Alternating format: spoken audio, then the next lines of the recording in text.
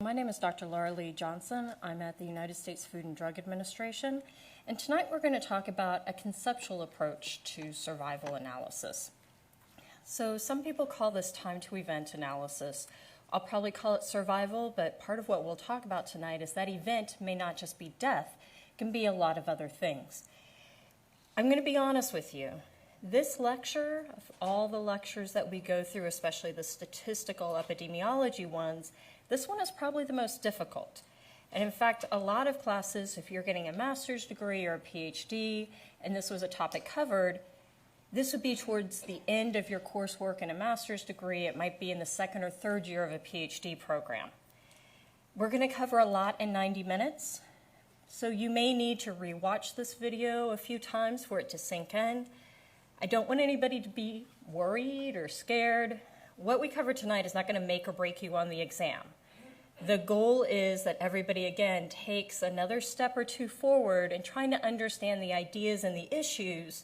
So when you're reading a manuscript, when you're proofreading somebody's protocol, if you're sitting on an institutional review board, something like that, that you have an idea of what may make sense or not make sense, and you can ask questions or know that you need to go find a statistician who specializes in this area to ask additional questions.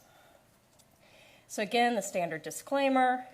Our objectives for tonight, we're going to talk about some nitty-gritty, but really this is actually very conceptual. The idea is to give you some vocabulary that gets used and some of the statistical methods. And these are kind of the basic methods that get worked off of in survival analysis.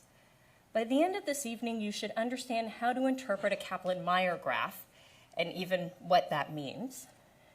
We're going to talk about Cox models and how to interpret some of these covariates that you may see spinning out of the machines when you try to do analyses, and also understand some of the basic assumptions. And when you don't meet those assumptions, some of the things that can go wrong.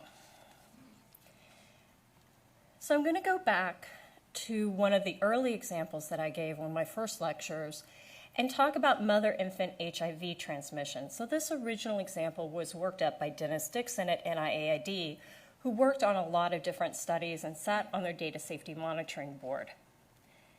Zidovudine was able to slow the progression of HIV in adults with advanced HIV, with advanced disease. The AIDS Clinical Trials Group had a protocol 076, this was back in the 80s, that was designed to assess safety and efficacy of zidovudine in preventing transmission of HIV from infected women to their babies. These did not necessarily have to be women who were considered to have advanced disease. So they powered this study to detect a 33% reduction in transmission rates relative to a projected rate. So what they wanted to do was go from 30% to 20% transmission. But how do you figure out transmission rates? Well, realistically, you need to count the number of babies that are born that eventually seroconvert. So it's really the number of events that you're calculating, and then you have to have the total number of interest. So when you're developing these sample sizes, you kind of have to back into this, then also account for dropouts and loss to follow-up. So the data monitoring board met twice a year to monitor the safety. And then if you remember in our lecture when we were talking about different types of randomized designs, I talked about one that was called a group sequential design. And this is when you do an efficacy review partway through your study, but not at the end of the study. So these are typically pre-planned reviews. In this case, that first efficacy review took place February of 1994. And was supposed to include mothers that had been enrolled up to December 1993 and their babies. And what these folks looked at on that monitoring committee was this Kaplan-Meier curve, this set of curves on this Kaplan-Meier graph. So there's this p-value. It comes from something called a log rank test that we'll talk about in about half an hour. But the probability of transmission was on the y-axis, going from 0 to 40%, and the number of weeks was along the x-axis. And what you'll notice down here below is how many babies were in the placebo group versus the zidovudine group, that their mothers were receiving one or the other. And you'll notice, this is partway through. We don't have full information at 72 weeks on all of the babies. Sometimes they died for other causes. Sometimes they were lost to follow-up. Sometimes, they just aren't that old yet. What you gain doing a survival analysis is something called censoring. So I can follow these infants up until the time, as much information as I have on them, and use that as part of the analysis. If that infant is only 24 weeks old, but still hasn't seroconverted, I can use that information in my analysis. So what happened here is when they looked and compared the 72-week data, you'll notice on placebo they thought they'd see a 30% rate, which isn't excluded by the confidence interval here. But, they saw a little lower. That's actually pretty common. We used to joke, in fact, we still joke, that a lot of times one of the best ways that you get medical care is in a clinical trial, because it seems like people are a lot healthier once they enroll in our trials. I had one that we were looking at people following them till death. One of the criteria is you had to be 6 months before death, so we were still following people 18, 24 months later. They weren't dying. Good for them, but from a study standpoint, there are some issues there. Anyway, zidovudine. We thought this was going to drop 30%, 20%. This first interim analysis, it's 8.3% transmission rate with a pretty tight confidence interval on it. So what do? Well, there are a lot of reasons these transmission rates could be different. Maybe, in fact, while we were doing randomization, perhaps the demographics were different between the babies. Maybe the data is not as clean as you thought.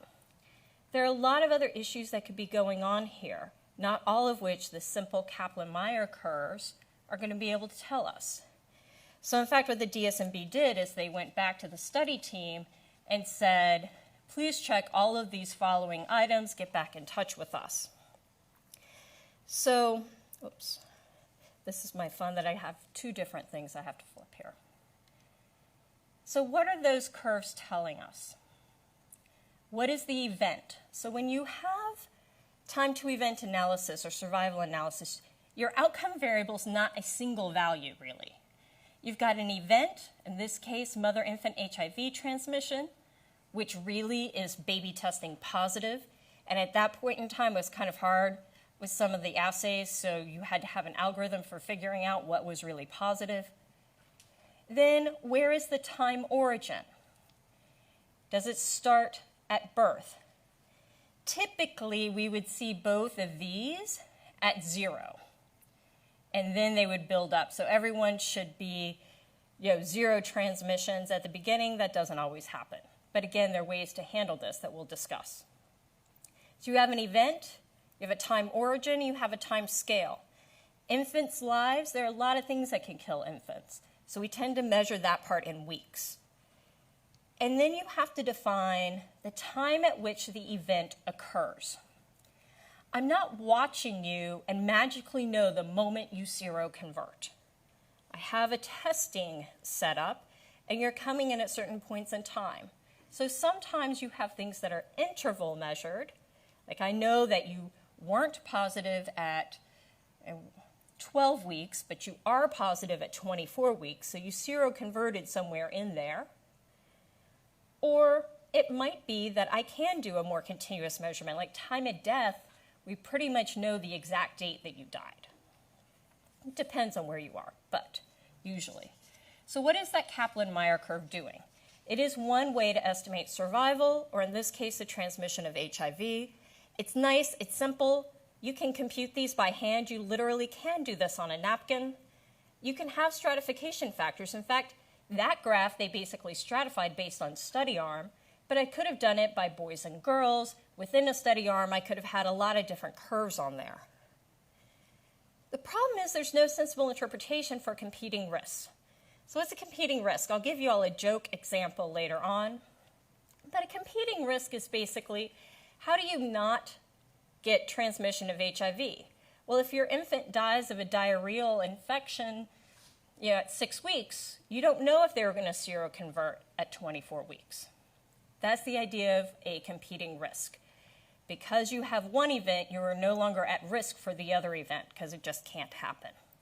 If you die of cancer, you can't die of a heart attack. This is the reason you'll see people look at all-cause mortality when they're really looking at survival. Problem here is also you can't, under Kaplan-Meier, look at covariates. So I can stratify on those covariates, but the Cox model is going to be a richer model. I can put continuous variables and multiple variables in there. Eventually, if I have a bunch of stratification factors, I may only have like 3 or 4 people in each curve, and that's not enough to really be able to have a robust curve. So the Kaplan-Meier, though, for all these problems, it has a lot of benefits, and it really is the workhorse for us for time-to-event analysis. If you start looking through medical journals, if you start looking through a lot of journals, I mean, we use it in animal science, we use it in a lot of different places, you will see these curves. But again, this is what they got to look at on that DSMB. And they had to make a decision based on this. And eventually, after they got more information, you'll hear more about this, a little bit more about it from Pamela Shaw when she talks about data monitoring committees, data monitoring in general. The DSMB did recommend stopping after very careful review of toxicity, transmission rates, etc. They talked to trial leaders. The NIH agreed to stopping the studies. Adovadine was provided to everybody in the control group, and the United States Public Health Service modified their national guidelines, as did many groups in various other countries around the world. So that's a little bit of an example about how we use Kaplan-Meier and part of the decision that it might inform. So why do we even use survival analysis? Let's say you have a new cancer treatment. I want to know if it extends a person's life 5 months longer than the current treatment. Survival is all about events and when they happen. So it might be death. So like once you're dead in general. Could be infections. So an infection may come, you may never get an infection. You may get a recurring infection. You have to figure out if you actually cleared the last infection or is this a brand new one. Might be a myocardial infarction, might be hospitalizations. Could be recurrence of cancer after you've been treated. But some things also may never come. So there's this idea that if I wait long enough, which some parents may say, if I wait long enough, my child will get married. Well, that may not actually happen. The idea, again, with survival analysis, if I wait long enough, we will all die. But with soccer goals, if you put me out on the pitch, it may be a very long time before I ever scored a goal, even with nobody else around me.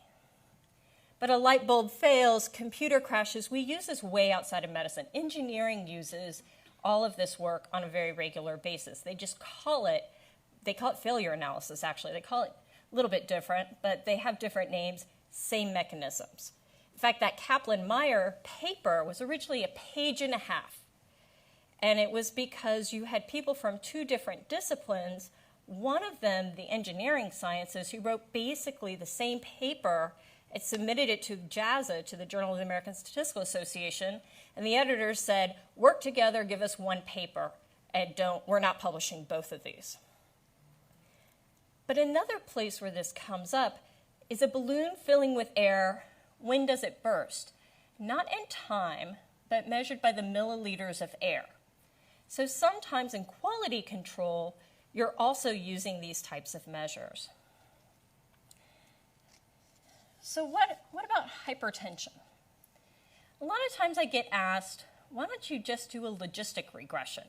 At 5 years, are these 2 groups different, yes or no? How many events did they have? You're done. But that doesn't put in all that rich information you found from censoring. So I think John Powers talked a little bit about trying to, when do you do your measurement? So let's say you have something that you think reduces flu symptoms. One drug works in 3 days, you've basically resolved all of your symptoms. The other one, at 7 days, you resolved all your symptoms. You want the 3-day drug, right? But if your measurement's at 10 days, both of them look the same. So realistically, even at 7 days, they're going to both look the same. realistically, what survival analysis lets us do is, as long as we're measuring for events on a fairly frequent time scale, we can pick up those nuances of the trajectory. And for people who are censored, we pick this information up and use it. So realistically, we want to follow people. How many people have events? How many people die, and when? What intervention lowers blood pressure, but then maybe 20 years people die 2 years before a person who didn't take that intervention or that medicine? Do we want to know that? Have we really accomplished our goal by lowering their hypertension? These are the types of questions that we have to ask. It's not usually what you see in your phase 3 trials, but it's what the epidemiologists start to look at. And it's also a story behind the COX-2 inhibitors. So now it's starting to be almost several years ago. What happened is the short-term studies, you were not seeing additional deaths when people were taking this class of drugs. But in fact, the curves, the hazard functions, they crossed. And so using the Kaplan Meier, you wouldn't have picked up that, in fact, there was a problem starting around 12 to 18 months. So what I'm also asked about a lot is, hey, people with lower blood pressure, BMI, so body mass index, they eat blueberries, more blueberries or whatever, they all live longer. This usually comes from an observational study. Sometimes you see similar change in the outcome when you actually randomize a study, sometimes not. But these are types of elements that many times we start working in and developing analyses that will use survival analysis. Then I also get told, well, your blood pressure example, you're going to have to follow these people for too long. And I'm like, well, we can only hope that they live highly productive lives, and I'm stuck following them for years and years and years, but that's okay. Again, sometimes we are going to have an event based on a surrogate, so not on a direct measure of the event, but something that we think will help predict the event. It's actually very hard to develop those types of variables. So what is survival? Survival is the type of analysis that deals with making inference about the event rates. So you want to look at the rate at some time t, and what you're looking at is the rate among those people at risk at that time t. You want to look at median survival, not mean survival. So first red flag you will see. If someone talks about mean survival, they have to have measured the event on everything in their study. So all the animals, all the people, all the whatever, everybody must have had an event that was measured in time. Or they don't know what they're doing. You have two options there. Median survival is what's typically talked about because usually in our studies, not everyone has had the event. So now we're going to talk a little bit about how to measure time and events and some about the survival and hazard functions. So what's a model? This is your basic linear regression model, just a basic linear model. Y is the outcome or your response variable. This beta naught is the point where your line is going to cross if all these little x's are 0. It's called the intercept. All these betas here are your coefficients. And like beta 1, for example, is going to talk about the relationship that x1, the covariate or variable x1, has with the outcome variable y. So x1 describes the beta 1 describes the relationship between x1 and y, given all these other variables in the model. Beta p describes the relationship between that variable xp and y. So if this was, let's say your outcome is systolic blood pressure, your x's might be they were on drug or placebo, yes, no, might be their sex, might be their age, could be a lot of other variables that would otherwise explain their systolic blood pressure. So survival is a very similar model. The basic model used by all these survival functions, There's a baseline hazard, and then we have an exponential of what's basically that linear regression, right? We tend to talk about the coefficients. You might see the X is called prognostic factors instead of called covariates or response variables. So survival, time to event, pretty much the same thing. If you talk to your Center for Disease Control and Prevention colleagues, they want to talk about time to event. Most scientists in other parts of medicine, like if you're around the NIH Clinical Center, they're going to talk about survival, even if your outcome event isn't death. Your outcome variable is basically the event time. So again, we've talked about these events. It could be an HIV positive test, an AIDS defining event, mother-infant HIV transmission, systolic blood pressure or cholesterol goes below a certain cut point. It could be a lot of different things. So BMJ, I think I've sent you all copies of these articles. If not, you can look it up. In BMJ in October 2009, there was a follow-up of the MIST trial. So the MIST trial looked at the incidence of pregnancy after a miscarriage. So what they had done originally was randomize women to different ways to handle a spontaneous abortion. And then they wanted to follow up to say, okay, so originally they were looking at infections and other issues and whether they had to use a backup with the initial plan. But then they said, well, does it impact your first live birth after the index miscarriage? But remember, there are a lot of other things that might impact that live birth. Have you had multiple miscarriages before? And how old are you? And a lot of other issues. So it's an example of a study where they used multiple different types of survival analysis or time to event analysis in order to cover the different questions that they had and assumptions that they weren't so sure about.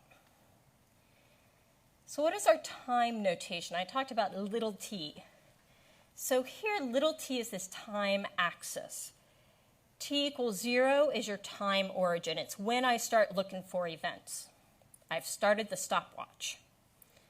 Capital T is what statisticians call a random outcome variable. This is the time that the event occurs.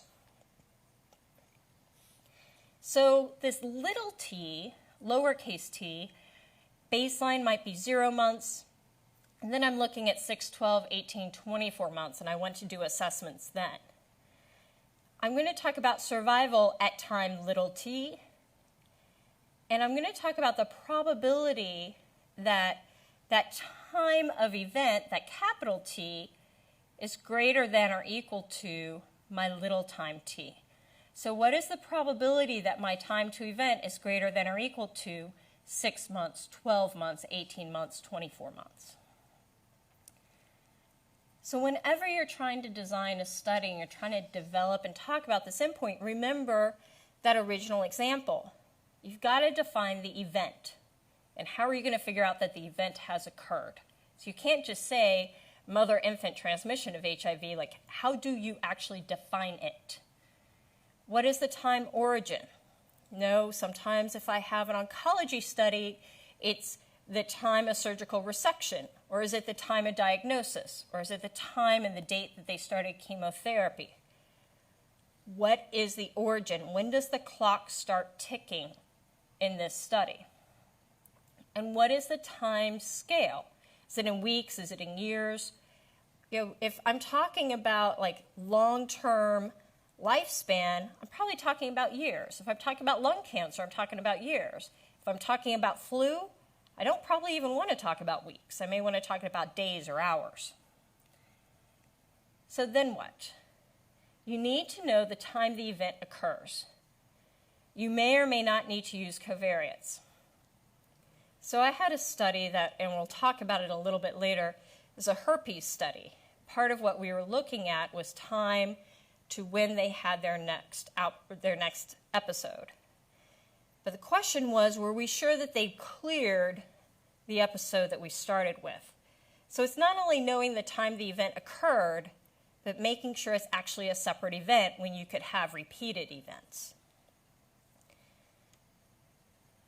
Again, could you do a logistic regression model? Well, that's really just a yes-no outcome. And you could, but you're going to lose a lot of information. It's not going to be the focus of this lecture. So what's this choice of time scale? Typically, study time, you're going to use diagnosis or the time that people start treatment in clinical trials. If you're doing occupational epidemiology, so think about that nickel refinery example, many times it's time of first exposure. You use like age, so in epidemiology, if I'm trying to say like how long you're going to live, typically your origin is going to be the time of birth for the study subject. Not as simple to figure out in some countries compared to others. So treatment for cancer. Event might be death, time origin might be date of surgery. Your scale, maybe you're going to measure it in months. So let's say it's pancreatic cancer. The time from surgical treatment to death is what we're trying to measure, and what we want to graph is this probability of the time from surgical treatment to death being greater than or equal to some general step in time. And this is what we got for one of our pancreatic cancer studies. We're measuring the proportion of people alive. At surgery, when they are enrolled in the study, everybody was alive. And then over time, this line goes down. Now, sometimes it's flat, but again, we're looking at death. This line is always, it's what we call monotonically decreasing. It's either going down or staying flat. It is not going back up. So by 9 months, we're down to, I think it was about 25% of people that were still alive. So S of 9, so survival at 9 months, is 25%, or 0.25. How do we say this? You can say 25% is the probability the time from surgical treatment to death is greater than 9 months. Or you can say 9-month post-resection survival is 25%. But again, if I follow these patients long enough, eventually they will have all died.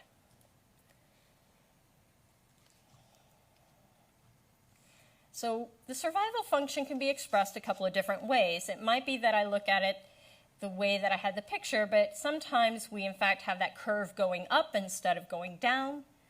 So you may want to plot the percent of people alive on the y-axis, or you may want to plot the percent of people that have had the event on the y-axis. Either way, you still have a survival function. Proportion of population still without the event by time t is what we're usually trying to measure.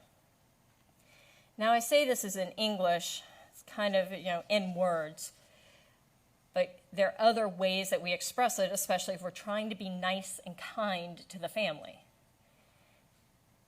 So if your event equals death, your scale is months since you started treatment, you might say that survival at time t, if you're a statistician, equals 0.3 at t equals 60. And then everybody else looks at their statistician and says, what does that mean? This means your 5-year survival probability is 30%, because 60 months is 5 years. Or you could say, well, 70% of patients die within the first 5 years. When you're advising a patient, you probably want to go for 5-year survival is 30%. So what is the hazard function? The hazard function underlies all of this survival business. This is where we look at what's called an incidence rate, or my favorite that comes out of Europe is the force of mortality. But this is your instantaneous risk. So these are all the little bits I'm adding up to make that curve. And the trick is the hazard constant or not? This is your problem with the proportional hazards and a lot of the assumptions that happen in survival analysis. Is we assume your risk of death or risk of having the event in month 1 is the same as having the event in month 6 or at month 25 or at month 60. That's not usually the case. Think about it if you're clinicians. Think about after having a myocardial infarction. Typically, if you can live those first 30 days, even just the first few, your chances of living are actually now pretty good, longer term. So a lot of times your risk of an event happening is much higher at certain points in time. And it may be that the risk goes down or the risk goes up, but the idea is it changing or not? So depending on which textbook you read, you may see this lambda, so the upside down looking y of t, or h of t. The event rate at that time t among those folks that are at risk for an event is what the hazard function is trying to measure. This is your key function. But what's nice about it is that we use it and we can estimate it if we have censoring or something called truncation. We'll describe those in a few minutes. So if I want to describe the hazard function instead of the survival function, what I might say is lambda of t equals 1% at t equal 12 months. That's my stat side. My now talking to my parent side says at 1 year, so at 12 months, patients are dying at a rate of 1% per month. So why is that? Because, again, that rate may change depending if I'm looking at months, years, at days. I may also say at 1 year, the chance of dying in the following month is 1%. Because it might be that at a year and a half, the chance of dying in the following month is 2%. So this lets you kind of look at every little tiny bit in time. This is also why scale matters. So here, the hazard function, again, if I have 120,000 people die in 1 year, is similar to having 10,000 die in a month, 2,500 die in a week, or 357 die in a day. Instantaneous and moving one increment in time, you must define what that increment unit is. So I mentioned the herpes example, and this was a recurrence of herpes lesions after treatment for a primary episode. The event was recurrent. Again, you have to have well-defined criteria for this. Then we had to think about the time origin. How do you define the end of the primary episode? Not as easy as you would think. And it's not only you as a clinician defining the primary episode, really, these patients are at home. So you've got to get the people that are your study subjects to define the end of the primary episode also. But first you have to lock all the doctors in a room to make them decide how to define these two elements. The timescale was fairly easy. It was going to be months from end of primary episode. But time from end of the primary episode to first recurrence is what we wanted to measure. Again, these are all elements that have to be well defined, because if you say, well, I want to knock half a month off of this, that could also be measurement error. So eventually when you're trying to decide not only this information, you also need to think about what's the clinically important difference between study arms. An example from the Leon Gordis textbook for epidemiology looked at that toxin effect on lung cancer risk.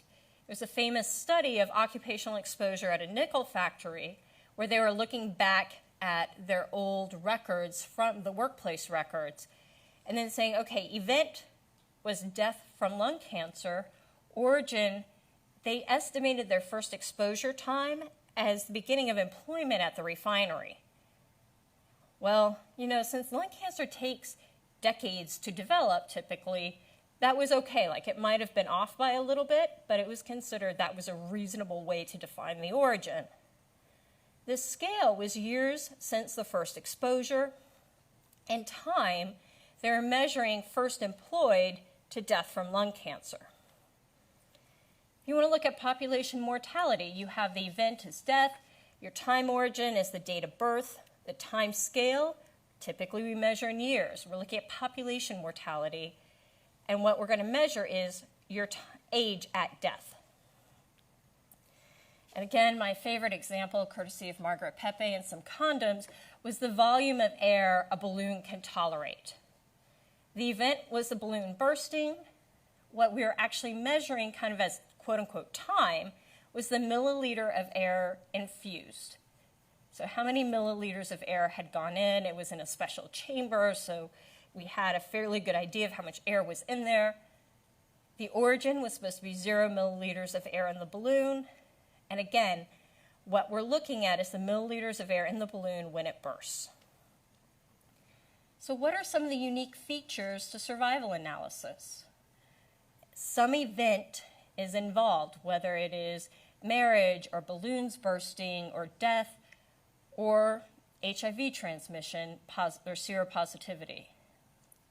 Progression is along some dimension, typically time, until the event happens. The length of progression can vary among your different study subjects. That's in fact exactly what we want to measure. If it doesn't vary at all, you probably don't have to do this analysis. But the event may not happen for some subjects, or at least not happen while you're watching them. And that's one of those unique features that we have to put in here.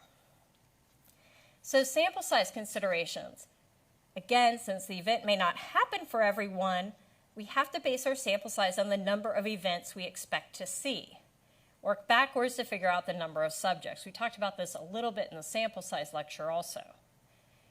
Covariates need to be considered. So when you are trying to think about sample size, think about everything else you want to put in the model, but also think about the implications on having an event. Are older people more likely to have an event or less likely to have an event? What's kind of your case mix you're going to see in your study subjects? Are you trying to get people that have had higher exposure levels so they're more likely to have an event? You'll see some of these cardiovascular studies, for example, people who are already at a high risk of having a heart attack. Those are the people I want in my study because they're trying to ensure that they get a higher number of events. So truncation and censoring. I mentioned censoring a little bit. A lot of times people don't talk about truncation, but I think it's really important, especially if you're doing non-randomized trials. Truncation is about entering a study. Right truncation means that you're only going to sample the people who have an event of interest. So let's say you're going to go to a cancer registry and get everybody out of there. So the problem with this is you're going to end up with an underestimate of your survival function. Why? Because people had to have their cancer actually recorded. They may not be listed in the registry. Maybe they went undiagnosed, maybe they just never got listed, but then you're never going to observe them. They're never going to be in your study. So this is your issue with right truncation. Left truncation, short survival may be overlooked. So I may end up with these weird overestimates. So let's say I'm only going to enroll people who are 65 or older. About the cardiovascular health study is an example of that. Well, if I do that, people who died earlier are never in there. So those short survivors, the people who died before 65, I'm never watching them. Maybe that matters, maybe not, but it depends when you're thinking about how to generalize the information from your study. Truncation matters because they never made it to your study to look at and talk about. What about censoring? So censoring is about leaving a study. Right censoring is pretty common. This is incomplete follow-up. So if I'm going to follow everybody, my study's at 5 years, I'm shutting everything down because I need to do my data analysis, and a bunch of people haven't had the event, I censor them. I say up until this point in time, they did not have the event for the study. But I know that they haven't had the event. That's right censoring. Left censoring is a little different. This is when my observed time is greater than the survival time, but I know the subject exists. And we'll talk a little bit about that in a few slides. But here, independence is key. Regardless whether you have truncation or censoring, the main assumption all of these analysis methods make is that it's independent of the outcome. We'll talk more about that in the next hour. So left truncation, this gets talked about more in epidemiology. Kind of in medical studies, you control that entry. So if you're doing a randomized trial, I should say, not all medical studies do, but if you're doing a randomized trial, you kind of zero out everything, either at the time of diagnosis, time of treatment, or wherever you choose to do your randomization. But the key assumption with left truncation is that people who enter the study at some time point t are a random sample of the population that's at risk at that time point. So as long as this is a random sample of people that were actually at risk for the event, you're okay. That allows you to estimate this hazard function in a valid way. So that's part of this independence that gets talked about. Basically, can you generalize your study sample? Censoring. Censoring is when you have these incomplete observations, right? Right censoring, everything deals with right censoring. Doesn't matter, Kaplan Meier deals with right censoring just fine. Left censoring isn't as easy to deal with. So what's left censoring? Let's say I want to go out and measure the age that people start smoking. And I start interviewing people at 12 years old. The 12-year-old says, I already started smoking. I'm a regular smoker. Doesn't know when he or she started smoking regularly. Now, a lot of people will say, well, your problem is your inclusion-exclusion criteria. You should have started asking them at age 5 or at age 7 or what have you. But this is an idea of left censoring. I know the event occurred. This kid's in my cohort. He's in my study. But the event occurred before I started watching him. We had the same problem with cytomegalovirus infection.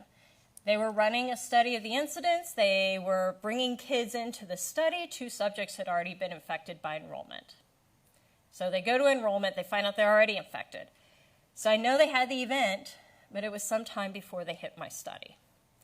So then you have to decide, well, do I count them? Like, do I just exclude them and say, well, if you already have the infection, you're out?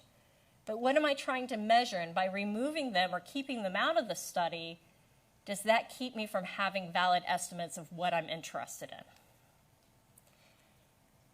So going back a little bit to right censoring is this issue of withdrawals.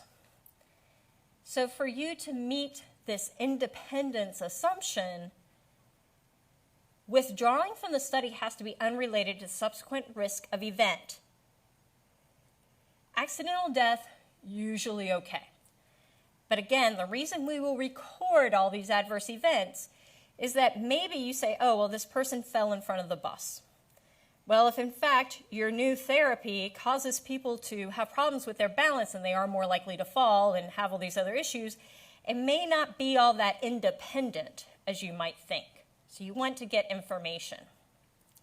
People used to say, oh, well, if they move out of the area, that's independent censoring, because people who are sick are unlikely to move. That is not the case. I watch a lot of people move out of the country, go to different places for last-ditch therapies. So in fact, you may not assume that you have independent censoring just because somebody moves. You need to understand why they're moving and how that may be related to the event of interest. And a lot of times we tell our investigators, you must keep tracking them. Maybe they cannot show up every day for your study. Maybe they can't even continue the treatment of interest. But once they are in your study, you want to keep tracking them, even if you're just trying to check in and make sure if they are alive or dead, or had your event or didn't. So what is right censoring? You will start to see graphs that kind of look like this. You will see empty circles and solid circles. A lot of times, if you see a solid circle or a solid sum symbol in the graph, that means somebody had the event. The open circles means that they were censored. So in this case, we are enrolling patients from 0 to 6 months, and I just ordered a handful of them here, and we followed them, but the longest we were going to follow was to age 24 months. So we're going to follow them up to 2 years. So these kids all got to 24 months. They hadn't had the event, so we censored them because I knew, from 6 to 24 months, patient number 9 hadn't had an event. This kid had been followed from 5 months to 24 months, never had the event. I want that information to be part of my analysis. It's really important to know that these kids never had the event. So there are a lot of different types of censoring. I talked about your main ones, the right and the left, but sometimes we call them type 1 or type 2 censoring. Type 1 is when I'm going to follow everybody for the same amount of time, so everybody's followed for 1 year. Type 2 censoring might be I stop observing when a set of events have occurred. So this happens more in your engineering, physical sciences groups. They're like, well, okay, after 4 light bulbs have failed, we replace all of them. So you're kind of censoring your other light bulbs. And then there's random censorship. It's a little more general than that type 1, and this is what happens in most of your clinical studies, where we enroll people for a certain period of time, and we try to follow them for a minimum amount of time, but it's going to vary. Depending on when you enroll in this study, the amount of time I can watch you is going to be different. Capital T tends to be our event time. When you see a star next to it in the literature, that's usually your observation time. So that's going to be your event time if they had an event, or the follow-up time if they were censored. Your trick when you're using software is sometimes you have a failure indicator. A lot of textbooks call this a delta, but sometimes it's a censoring indicator. That's the exact opposite of things, folks, so you got to make sure which one your software package is going to use. Says she who made this mistake once and has not made it again afterwards. So figure out first, if you are going to do this in software, you're supposed to put in a failure indicator, a censoring indicator, and a lot of times we say it's a 0 or 1 or 1 or 2, depends again on the software that you're using. But I'm going to say it again, probably about 20 more times before we end today. Key assumption for survival analysis is independent censoring. If you do not have independent censoring, you are going to have to figure out a way to set up a model to have independent censoring, or you're going to have a lot of analysis and interpretation issues coming your way. The idea of independent censoring is those people who are at risk at a certain time point in the study, any given time point in the study, are a random sample of the population at risk at that time point. So you've got to do this all the way through your study group. The assumption that you're trying to get here is that the hazard function can be estimated in a fair and unbiased, valid way. So if you don't have independent censoring, you're going to have a biased estimate of the hazard function, which means all those survival analyses are basically worthless. Now, you can have independent censoring based with your covariates. So censoring has to be independent within a given group. It can depend on a variable in your model. So if you're using a Cox model, for example, let's say censoring depends on age, depends on severity of disease. I can put that variable in my model and I'm okay. What does this mean? It means that among the people who have similar values of that covariate X, censored subjects are at similar risk of subsequent events as subjects with continued follow-up. So it can be different in different, censoring can be different in different study arms. That's okay. We have a way to handle that. So an example with censoring. 5-year follow-up, you have a bunch of patients who haven't died. That's censoring, right? That was that simple example. You've been following them, you have a bunch of patients, your endpoint, your event is death. They haven't died, I censor them all. I'm following the school group from age 5 to 25. I talked about, the kid who was smoking before I started watching them. But if I keep asking students when they start smoking and the answer is never, that's right censoring. So I get to age 25, they still have never smoked. I censor them. They haven't had the event of starting to smoke. Early in a trial, older subjects aren't enrolled. Then they get up through the study for a while. They decide to start enrolling. They change their age limit on their inclusion-exclusion criteria.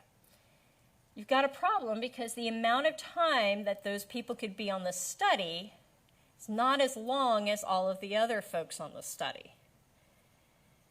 If I put age in my model, so I condition on age, I'm okay with this. I will have independent censoring given age.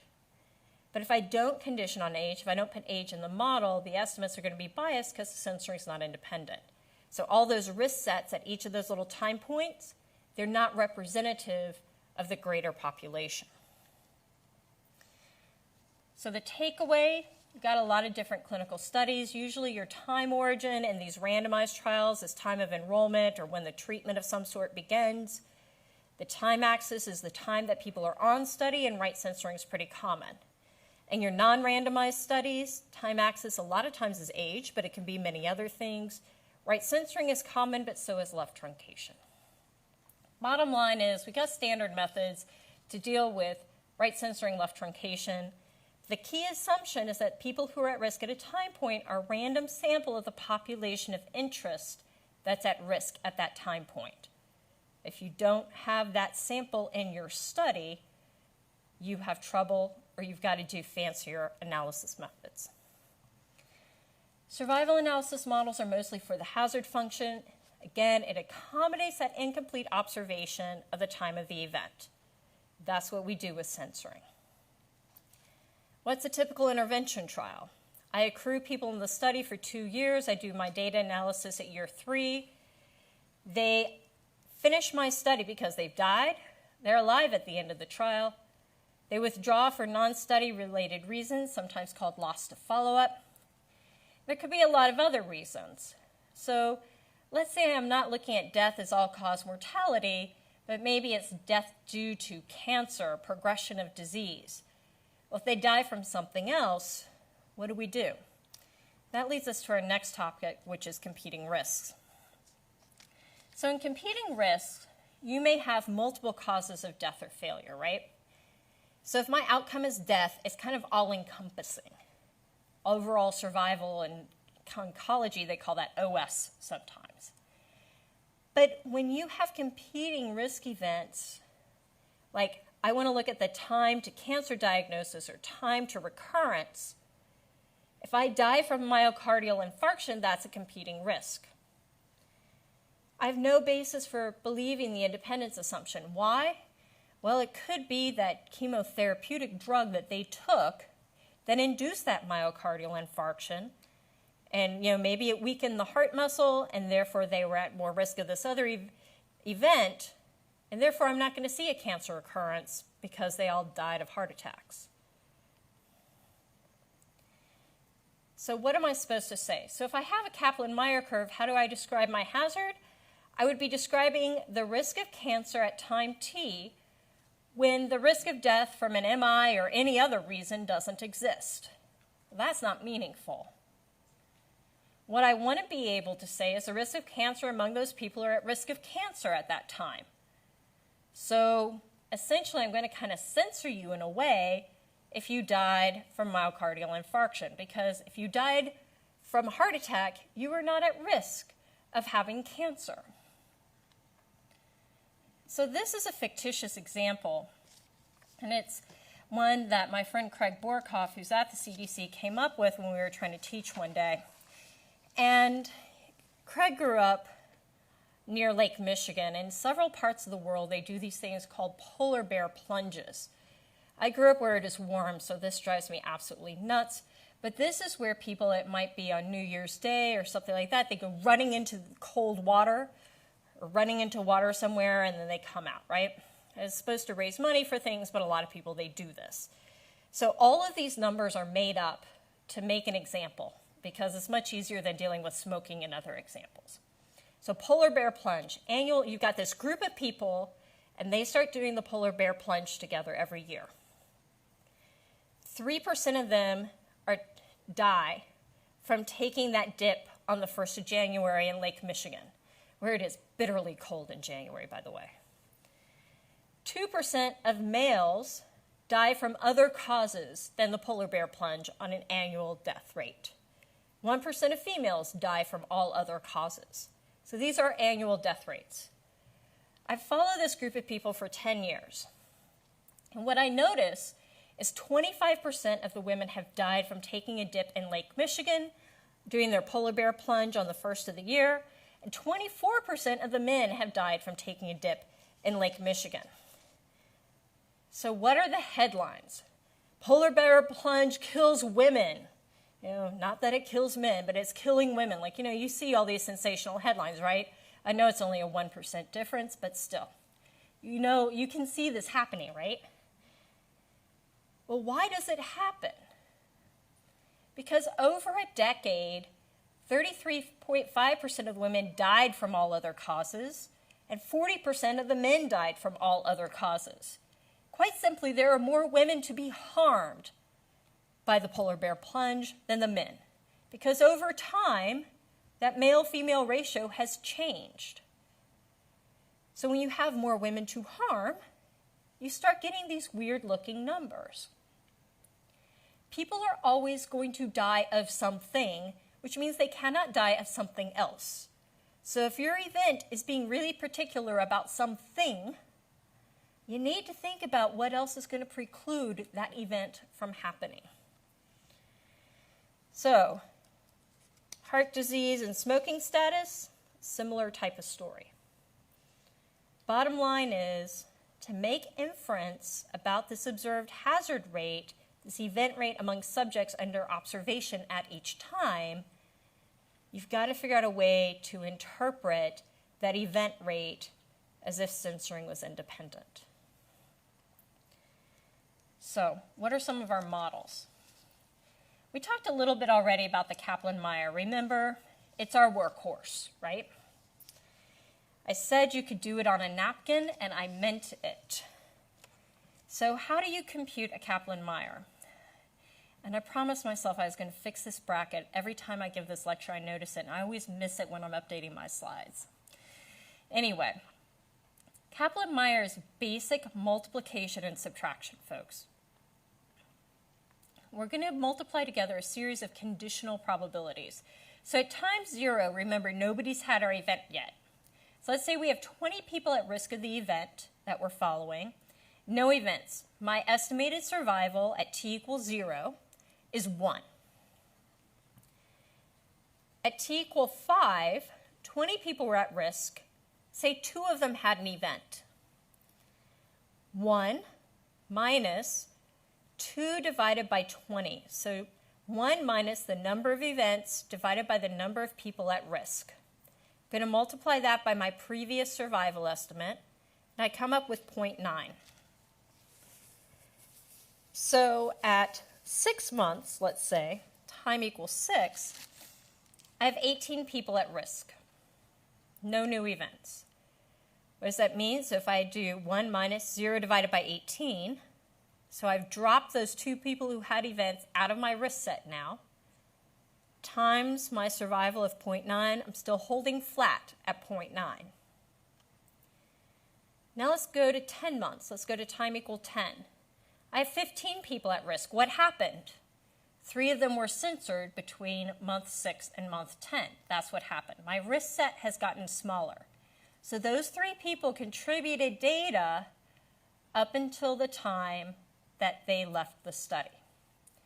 I have 1 more event at 10 months, so now my estimate is going to be 1 minus 1 over 15. So those 3 people who were censored, while I was counting them earlier, I've stopped counting them now. I still multiply it by my old survival of 0.9, and I come up with a new survival at 10 months of 0.84. Let's go to 13 months. I have a risk set of 14. Why? Because I had 1 event out of the 15, so that reduced it by 14. I had no new censoring. I have 2 more events at 13 months, so this will be 1 minus the 2 events divided by 14 times my previous survival estimate. That equals 0.42.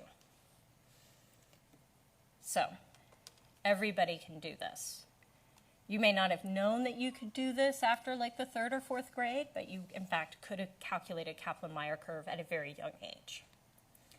And this is what that curve looks like, although I didn't put in the little hashes. So if I'd been a good statistician, I would have put in my hashes to show the censoring. You can read in the textbook about that. I think I did a better job in the textbook, if I remember right. But you can also, these are confidence intervals, so you can put these kind of confidence bands around the Kaplan-Meier curve. There's several different ways to calculate them. All of that's in the textbook. So what else do we know about Kaplan-Meier? So one estimate of your survival time. You use the same idea if you're looking at 1 minus survival. You still need independent censoring. Again, if you put those high-risk subjects entering your study early or late, your Kaplan-Meier curve is going to not be quite right. So if they all enter the study late, then your Kaplan-Meier curve is going to come down faster than it should have. Why is that? Because I don't have the later data for them. Censored observations provide information about the risk of death, or risk of any event rather, when people are on study. And if you see little hash marks, that's when people were censored. Not all curves have them. Again, if you're good, you put them on there. So what about Kaplan-Meier? This is your only outcome in many models. You just see that picture. That's it. Again, you may have a different curve for different stratification variables. Maybe it's for each intervention. Maybe it's for the different genders. Maybe it's for age categories. But all you do is draw curves. That's it. It's quick, it's dirty. So how do you test it? So at any given point in time, I could have this null hypothesis that my survival at some time point in group 1 versus group 2, so maybe it's men versus women, placebo versus my new intervention, that null hypothesis that they're equal. Then I form some test statistic. It's a z-test, actually, so you base it on the normal distribution. I use my 2 survival estimates. I divide it by the variance of those 2 survival estimates that I've added together, and I take the square root. And again, the textbook will tell you how to calculate this stuff if you really want to. But the problem is, what's a t? Where do I draw that line? Do I draw it at 72 weeks, like that DSMB did for the zidovudine trial? Do I draw it at 24 weeks? When do I decide? Do I decide after I saw the curves? Do I decide in advance and I see the curves and say, well, let me test a few other places? The problem also is you're testing at one time point. It becomes almost like doing that logistic regression, right? I'm not really using all the data. So you might be able to do simple inference, but there are a lot of problems with this. When you try to do these types of analyses using Kaplan-Meier and the data from that, you can't have what are called time-dependent covariance. You can't have any recurrent events. Remember, soccer goals, you might score 0, you might score 6. I can't handle that in these simple models. I can't handle any of those competing risk events either. So we can use something called log-rank statistics to look at the simple inference and compare event rates. It'll take into account the right censoring and left truncation, but it's never going to take into account that time-dependent covariance, recurrent events, etc. So you really have to think, although that DSMB used the log-rank statistic, that's where that p-value came from, if it is relevant for your study. So what does log-rank gave us over what I had described before? It actually looks over all time points. So the log-rank tests overall survival. So it does use all the data. You just have no covariance. This is your problem. You have to have 2 independent samples from the same population, and what it basically comes down to is it compares the observed number of events to the expected number of events. There's software to do it. There are a lot of different variations on the log-rank test. There are also a lot of assumptions. So you get confounding. If you have confounding, which we talked about in the epi lecture, you will not have accurate results in your log-rank tests. If your prognostic factors are not balanced between the treatment groups, you will not have the correct results. In fact, one reason that statisticians came up with minimization, so some of these biased coin methods and other methods used for allocation, the different forms of randomization, was to try to balance all these prognostic factors so they could do a log-rank test. So just because you see a difference could just be bias. This is not a very useful test, although it's used a lot. Sometimes in log rank, you may put more emphasis on your early events, sometimes on late events, sometimes you weight all the events similarly. Sometimes we also do what's called a stratified log rank test, where we compare the survival within each stratum and essentially perform a test within each of the strata, or each stratum.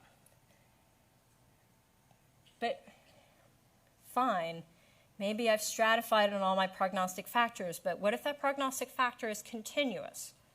Can I categorize it? Do I have enough people to actually put in the strata?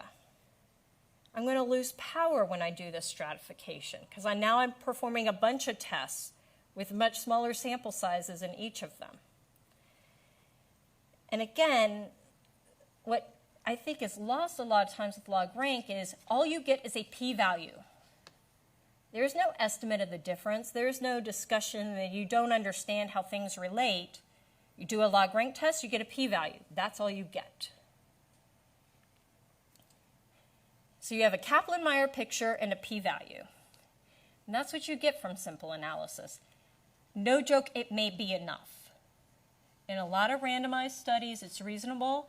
I will also say the DSMB went back in this study and made them do a whole bunch of Cox modeling and different types of regression models to be sure. But if the only thing you get is a log rank test and a Kaplan-Meier, and a lot of other things could go wrong, you need to ask for more. What you're probably going to start asking for are Cox models or some variation thereof. Now, realistically, I'm not going to talk about when you have repeated events and a lot of other issues like that. There are many, many complications and many, many dissertations written out of time to event analysis. What's lovely is, in the 1940s, they were coming up with Kaplan-Meier. In the 1970s, they're coming up with kind of the early Cox models. But what I like about survival analysis is as medicine has improved, as people aren't just dying from cancer once, and we can just count them, but now they're having recurrences as such, we have methods that we have to develop to answer the appropriate questions. So looking at the history of survival analysis also mirrors a lot about our history of medicine in many different fields.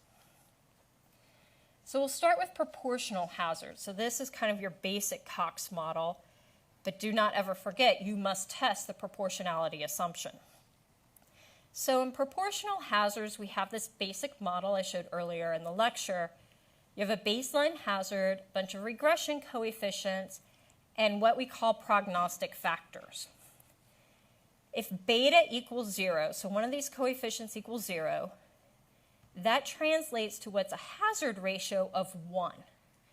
So this means that if you're comparing two different groups, those two groups have the same survival experience. So there's no difference.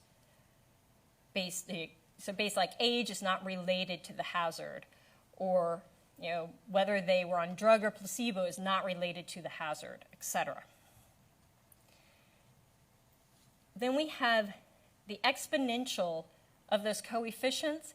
That's the relative rate or relative risk that's going to be associated with that prognostic factor, that covariate. So what do? When you have models, you add covariates to your models. You could stratify, but you don't need to stratify. Any of those variables I thought I might stratify on before, I just throw them into my model. I don't have to stratify anymore. And what I want to look at is to see if that change in that prognostic factor, if a change in any one of those x's, what is the proportional change in the hazard? So this is always going to be on the log scale. But I'm basically trying to see how each of those x's changes the hazard function. There's statistical software for this. You will not do this on a napkin. You will not do it on a calculator or your phone. You will be using software. But what's nice here is you can test the effect of that prognostic factors, just like in linear regression. So here I'm setting up hypothesis tests for every single one of my coefficients. This is a framework for making inference about those covariate effects. If you're a statistician, we call these semi-parametric models because that baseline hazard goes completely unspecified. You can recalculate it back if you want to, but from a modeling standpoint, it's unspecified. This is also considered a multiplicative model. So if you think about linear regression, that's an additive model. Here, the effect of the covariate is to multiply this hazard rate by some factor. So it's multiplicative. But if you're going to use proportional hazards, that relative rate has to be constant over time. And if it's not, you have to model that relative rate over time. So if the impact that age has on the hazard is different when you're 20 than when you're 60, I need to be, and that's going to be changing how old you are, I need to put that in my model.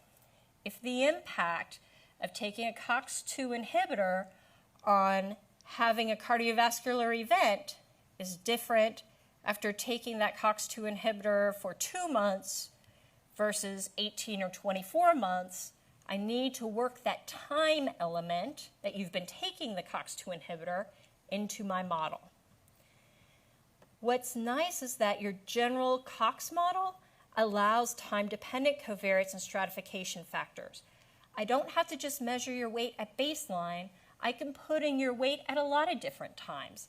I can put in medication changes. I can put a lot of things in here. I have to have enough data on enough people in order to do it, so don't try to have a model with 16 covariates and only data on 20 people. But again, I have this opportunity to have a really rich model to explain a lot of information. So I mentioned age in some of these examples. Let's say early in a trial, older subjects aren't enrolled.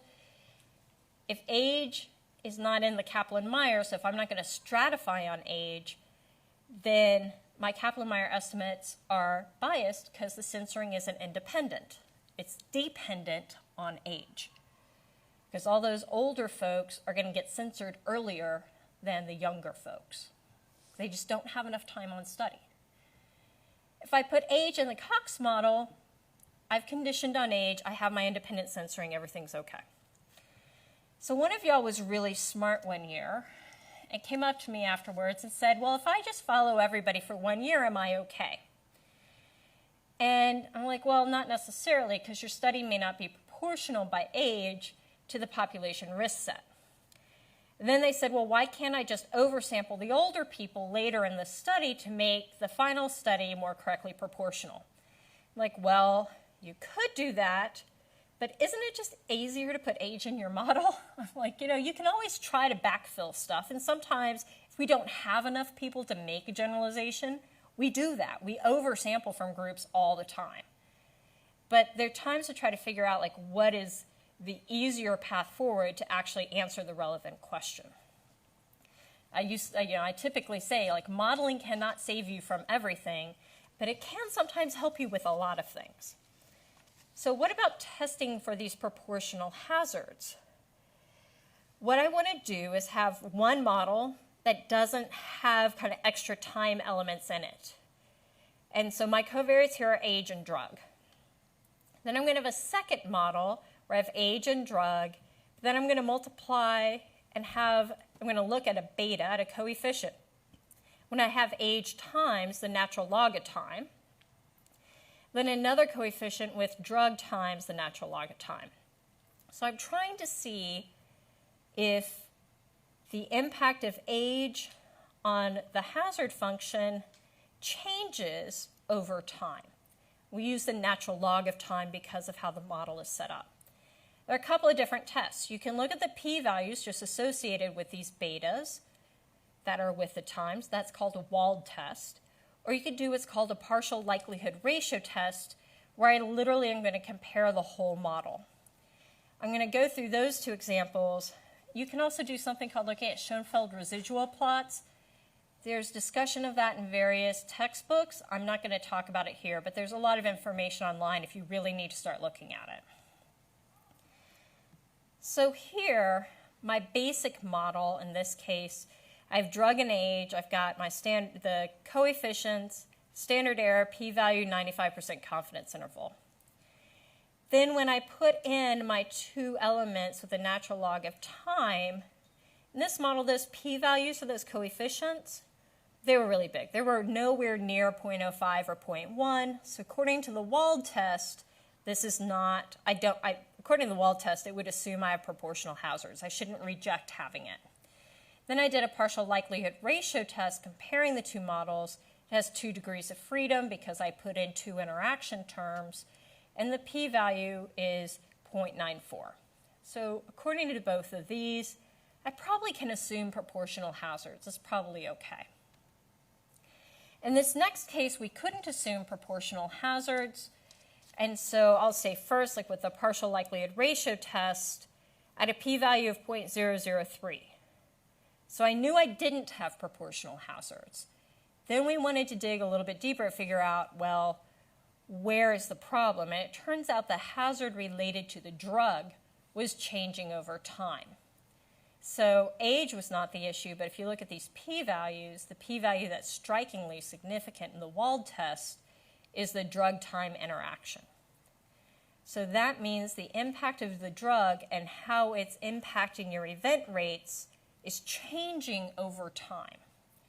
So I'm going to have to model time, or I have to put time in my model in this way. And so probably my curves, my hazard functions, are crossing. This is going to be important in order to be able to give accurate information to doctors and patients.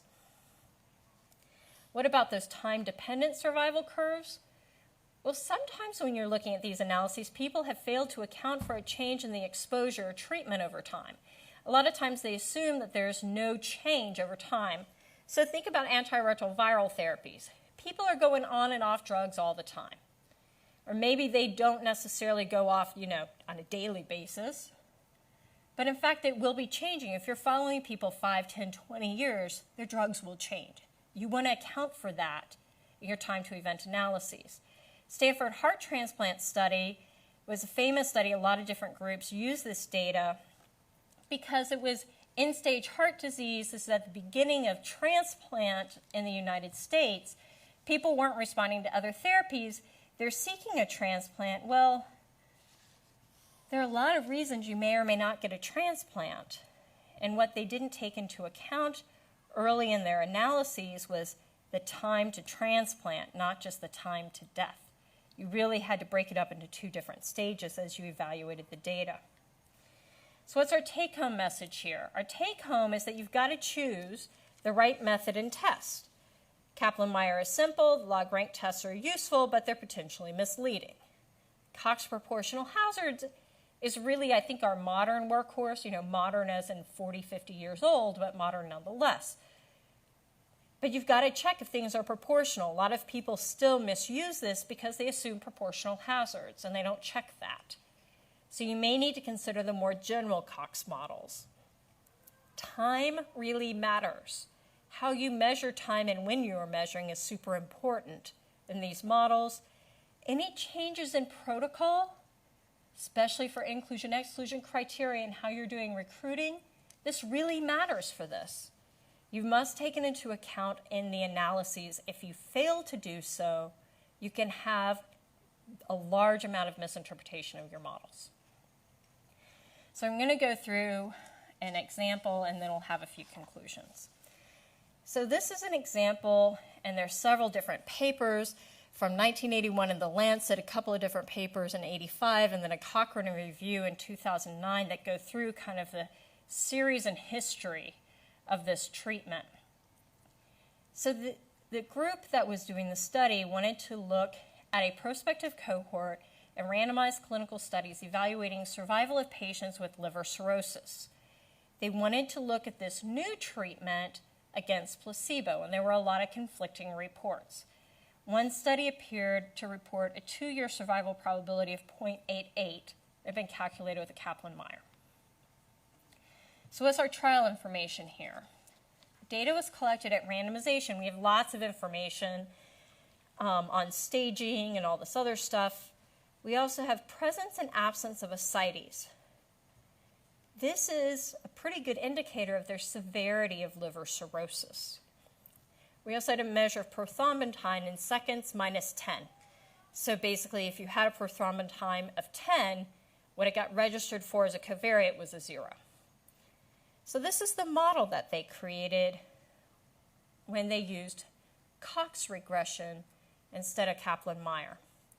So when they put the data in from the randomized trial, they saw a coefficient negative 0.135 associated with the covariate that said treatment equals 1, placebo equals 0. For this ascites variable is 1.737. Ascites yes at baseline was a 1, ascites no being a 0. Prothrombin time had a coefficient of 0.346 associated with this covariate of prothrombin time in seconds minus 10. So this is your model. This is what I just said before about kind of how we were coding those X's. Your first two covariates are categorical. The second one is continuous. And what is this baseline hazard? Well, here you could say it's your event rate at time t in the placebo arm for patients or subjects without ascites. So they have placebo because this is equal to 0. Without ascites, that's equal to 0. And a prothrombin time of 10 seconds. So that's equal to 0. It's one way you could interpret it. So if I use this model and I calculate information, what is the relative rate of death 2 years post-randomization for a subject in this trial who received the new treatment, so X equals 1, had ascites at randomization, XA equals 1, and a prothrombin time of 10 seconds, so XP equals 0, compared to a similar subject who received placebo. Now we can calculate this. It's basically all this other stuff is the same, and I just need to look at the exponential of negative 0.135. This is the math. You don't have to do the math. For those of you who question my calculation, here's the math.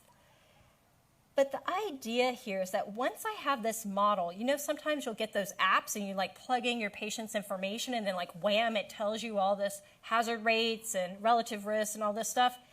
It's because there's some algorithm like this behind it. And so it's just plugging in the numbers and giving it to you. But what you need to figure out here is I said at 2 years, what about at 3 years? Well, if you have proportional hazards, that relative rate doesn't vary over time.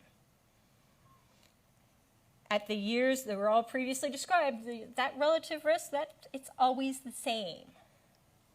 You can work this out for lots of different subject comparisons and publish lots of papers and lots of apps. But the problem with this study was that physicians were initially very reluctant to enter patients with ascites into the trial because of potential toxicity concerns. So now I've got these patients that are a lot sicker that weren't in my trial at the beginning of the trial. They were allowed into the trial. Nothing in the inclusion-exclusion criteria said to exclude them. But the doctors were deciding not to actually even approach them to be in the study. After about 1.5 years, people felt a little bit more comfortable. Recruitment became more representative of our clinic population. So what happens to your validity of the Kaplan-Meier estimator? Your censoring is not independent here, folks. They didn't do a stratified analysis based on ascites yes, no. It's nothing like that. They published a Kaplan-Meier estimate, and at those larger time points, the risk sets didn't include study subjects or any patients really with ascites because they weren't recruited early enough. So they got censored early. You didn't recruit them. I couldn't follow them for 5 years if they hadn't been in a study for 5 years. Now, there were some ascites patients, but it wasn't the appropriate risk set. The hazard function was biased too small at all of your larger time points. So your survival estimate was too large for the population. So what if? So all these patients were in there. They would have been more likely to have events, but I didn't follow them long enough to see that. So if the first participant entered in the study and they could have been followed for 4 years, if I'm enrolling for 3 years, you could be on the study for 1 year or up to 4 years. If I follow enrollment to the end of the study, if I don't start fully enrolling my ascites patients until 1.5 years, those patients can only be on study from 1 year up to 2.5 years. So I don't have that correct population risk set for any of my time points after 2.5 years. So again, ascites had a worse prognosis, so this mattered. So if I use a Cox model, I am not doomed. There's no bias here as long as I put ascites as one of my covariates in the model. I don't have a censoring problem. Now I have independent censoring, at least with respect to ascites. So my censoring is considered independent. That's all that's required to have what statisticians will call consistency of the partial likelihood estimator. In other words, those coefficients are correct. So when you try to interpret the relative rate, the relative risk, you're going to get the right answer. So what are our conclusions for tonight? Survival analysis deals with inference on event rates. The rate at some time point t is the rate among all those people that are at risk at that time t. We tend to look at median survival. So survival, what is the amount of time where 50% of your people have had the event? Not mean survival, because if you want to look at mean time to event, everybody must have had the event. Cox regression, in a general sense, is your most robust method for a lot of these analyses. I say that because people just keep tweaking it to match what they need. Kaplan-Meier curves don't have sensible interpretation for competing risks. I see people try to use them all the time, but that's part of what my job is to say, well, here are some of those competing risks, and how are you going to analyze with this? How are you going to interpret your analyses? So your survival analysis can handle right censoring, left truncation. It may not in every form be able to handle recurrent events and competing risks. So if you get recurrent events and competing risks, you need to make sure you have a fancier survival analysis model. There are, again, underneath all of these, this assumption that the available representative risk sets are there to allow us to estimate the events. Now, some people think I hate Kaplan-Meier. That's not the case. I think it's beautiful because, again, I can do it on an envelope, I can do it on a napkin, and this makes me happy. But you do have to understand, if you have covariates, you can't use it, at least not easily. And when you have competing risks, you don't have a sensible interpretation. Log rank, again, it's lovely because it's simple, and a lot of people love their p-values. But if you have time-dependent covariates, recurrent events, competing risks, you can't use it. You can't interpret it correctly. If you have imbalance in that kind of table 1 information, early prognostic factors at baseline, you're going to probably have a biased estimate. The Cox model is very useful. It gives you this framework for making inference about all these covariates. Granted, you have to have measured the covariates to put them in your model, but it does give you a framework for using covariates.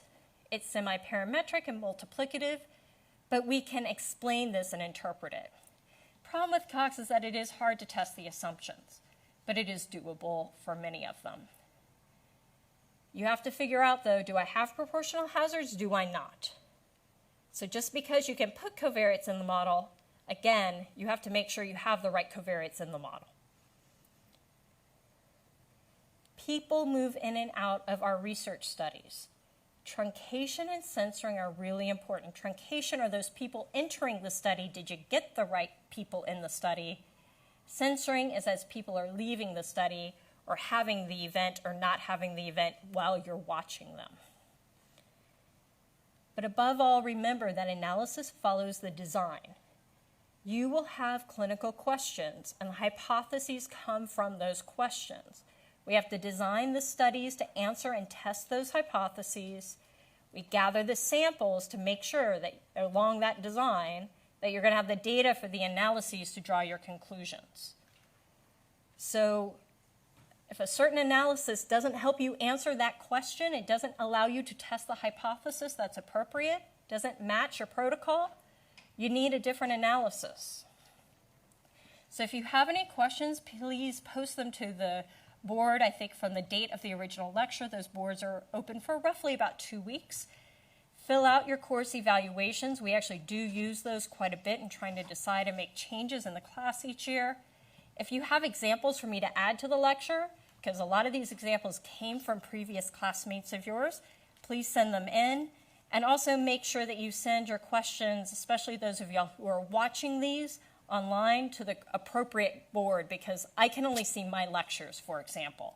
So you need to make sure that the questions go to the right set of faculty. Thank you very much. I'll see you in mid-December for a summary, and you're going to have several other lectures in between. I hope you enjoy them. Have a good night.